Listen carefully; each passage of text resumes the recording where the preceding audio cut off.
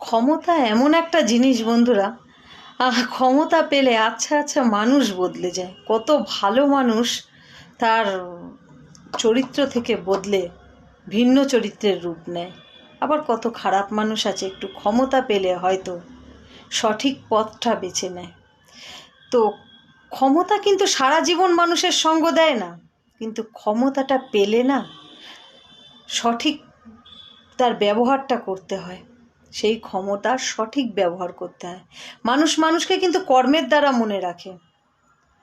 কর্মটা এমন করা উচিত যাতে মৃত্যুর পরেও মানুষ মনে রাখতে পারে।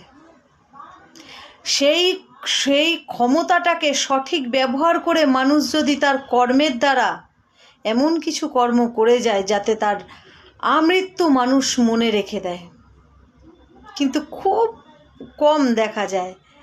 ক্ষমতা পেলে মানুষ তার অপব্যবহারটাই বেশি করে। ক্ষমতার দ্বারা সে আধিপত্য বিস্তার করার চেষ্টা করে। এটা ভুলে যায় ক্ষমতা কিন্তু চিরকাল থাকে না, আজ আছে কাল শেষ হবেই।